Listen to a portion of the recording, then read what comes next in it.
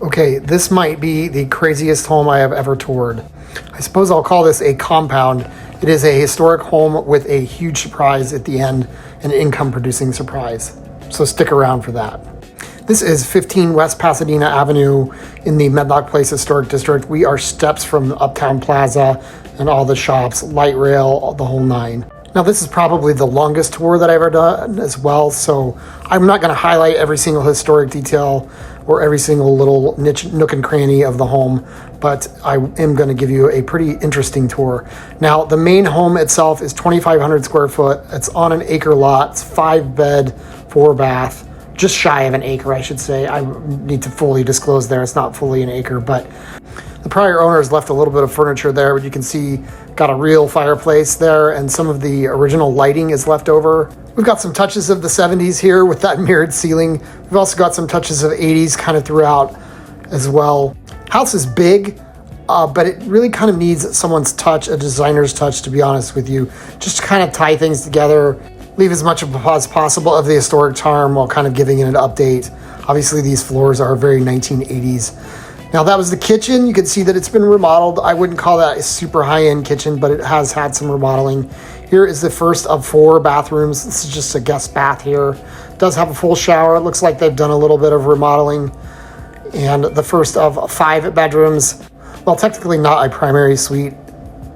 It does have those doors off into the patio, which would be super nice.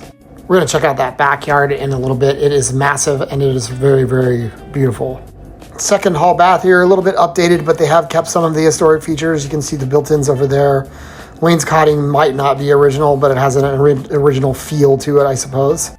Nice big storage closet in this hallway as we head off into the west wing of the home. Got some 80s carpet there, 90s carpet, I guess. While maybe not 100% on trend, I can attest that it was very plush, especially given the age that it probably is. It definitely was a high-end carpet in its day. Now this bath had a little bit of remodeling done to it. That tile looks to me like it's pretty new. But again, we're just not really tying together any sort of style here. Really could use the touch of a designer to kind of upgrade things and make everything flow a little bit. Love the ceilings in here. Love that they haven't been painted yet. Got the curved window in front and a large closet as well. Feel like somebody could turn one of these 2 bedrooms into a second ensuite, or maybe shrink that bathroom a little bit and each of them get their own separate ensuite. Who knows? But it seems like a lot of bathrooms and not a lot of ensuites altogether. Gonna head back into that living space. A nice fireplace here. I guess this would be kind of a dining area with a fireplace. Seems to me like all of this is an addition. I absolutely love these ceilings. The fact that they're not painted, the fact that they're so high. I'm gonna head upstairs here and take a look of what I think is probably meant to be the primary suite. They have a sign here and call it a loft, and I suppose it's not super private for a primary since it's directly off the living room. It's definitely a large bedroom with a lot of space and some cool features. The stained glass is really interesting. I don't think that's original to the home, but it does fit well and kind of fits the period as well. Forgot to mention this house was built originally in 1929, so it is 97 years old. I love this. This is great, this Juliet balcony. I would be on this all the time if this were my bedroom. You've got some views of Uptown and Camelback Mountain as well. Now this space is a little bit dark in my opinion. I would probably paint that wainscoting or maybe sand it and have it stained a little bit lighter. It does give the room a little bit of gravitas though, I suppose. We've got a large ensuite bath up here. Again, if this kind of feels to me like it was a primary at one point or meant to be a primary bedroom. A little bit more stained glass there. In this large walk-in closet. Hey there, what's up? This house is technically on 2 lots. So this main part of the home is on one lot, and then the big surprise kind of at the end is on a second lot technically. Now it's all sold as one piece.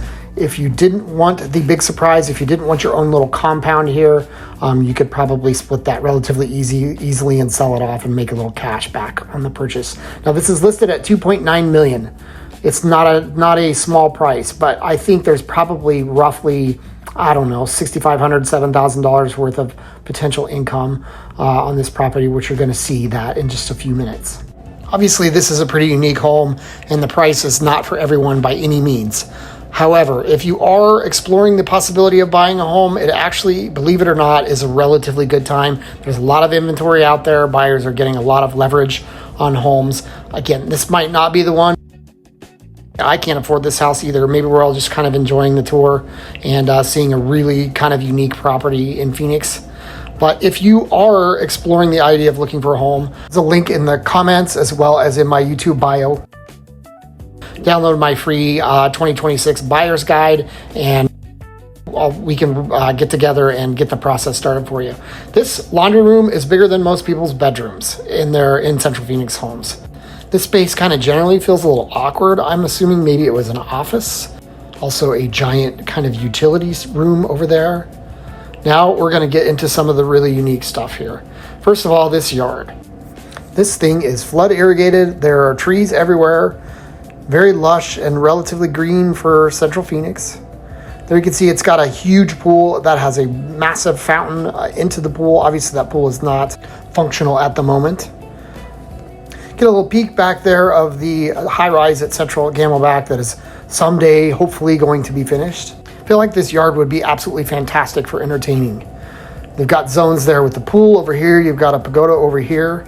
And then the fountain up there in the front that we got a little sneak peek of just a minute ago. And now we get to the big surprise. Now this is why we call this a family compound. This is a series of 5 different casitas. I was only able to get into 4. They are calling them casitas for marketing purposes, but essentially this is an apartment complex. So each of these units has had a decent amount of remodeling. Each one of them is 1 bedroom. Now this is a super high demand area. These will rent almost instantly for high dollars. So a minimum of $1,500 each. Probably could get more, maybe even push $2,000 per unit on each of these. Or if you had a bunch of boomerang kids, you had parents that needed some extra care or supervision, cousins, aunts, uncles, whatever, you have plenty of space. Each of these has the room for a fridge as well as a small cooktop or oven in each one. You'll see here there's a separate laundry facility for these that each of them share, and each one has a pretty sizable kitchen. Looks to me like every single one of them has been remodeled potentially to sell.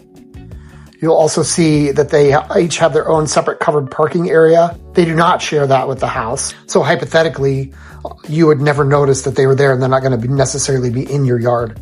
I do apologize. The power was not on in any of these units. It was also roasting hot this particular day, and none of these units had AC on anyway. They have AC, but they don't have it on. So I might go a little faster than I would have normally if I wasn't sweating like crazy. Even some nice features like that little patio and doorway to the outdoor space is kind of a nice touch. Again, I think these will rent really, really well, given that they have all been remodeled and the location itself. Now, Medlock Place Historic District pretty much more or less goes all the way from Central to 7th Avenue between Missouri and Camelback. The homes are generally built between 1920 and 1950, roughly. Here you can see that laundry space here. Homes are on big lots, lots of flood irrigation, some of the best landscapers in the valley. It's a really cool area. Now, back in this area there, you can see the covered carports. Each of the unit has its own garage door, so your tenants or family members do not have to worry about their cars getting broken into. Just kind of a nice little courtyard space. Looks like they've got some storage back here. Probably could be used for the tenants for bicycles or whatever, that sort of thing. And it's got a nice Spanish feel back here as well. We've got a little covered pagoda. Someday I want vines like that in my house. I love that. The thing about Medlock is not only does it have all the historic amenities, but we also have a lot of development, good development around here. A lot of the best restaurants in the city are in this area. You can walk to light rail hypothetically and get to a ball game. It's literally a block or 2 away.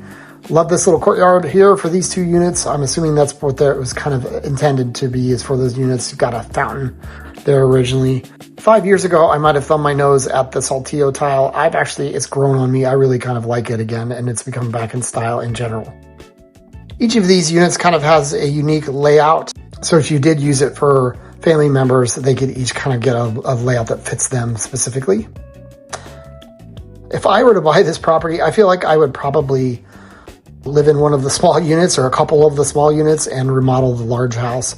It's a pretty big project, probably needs a full gut. And I just feel like it would be a little bit easier. This one's a little bit different look. We've got wood look tile in here. It's kind of more of an open layout than a lot of them. Again, we've got that access to that courtyard. There is one unit here that I was not able to access. I believe it looks to me like it was a studio space. Another option might be Furnish Finder or Airbnb for these, like a short-term rental. If Furnish Finder, you know, you've got hospitals close by and access to the light rail, so that gives them a lot more access to other hospitals. We use Furnish Finder for our casita that was originally intended for my partner's parents, and in the Coronado neighborhood, it rents out almost immediately. We have yet to have any kind of gap in the rental. This property just keeps going on and on. Pretty much done with the rentals at this point. We are going to get a few more shots of the space in the backyard. There's an alleyway that goes between the house, the property, I guess, and stinkweeds and some of the commercial that's along Camelback. It's kind of a little service parking lot. I'm going to speed this up and go back to that. Just show you there's a little service parking lot back there. I guess you could have guests park back there as well as landscapers or repair guys, that sort of thing. If you have any interest in this property, I don't feel like I'm going to get a lot of interest necessarily directly in purchasing this property. But if you are looking for something else in this area, maybe looking for something a little less expensive and a little less sizable that needs a little less work, don't hesitate to reach out. You can call me at 480-694-7643 or reach out in the comments. I'm happy to help.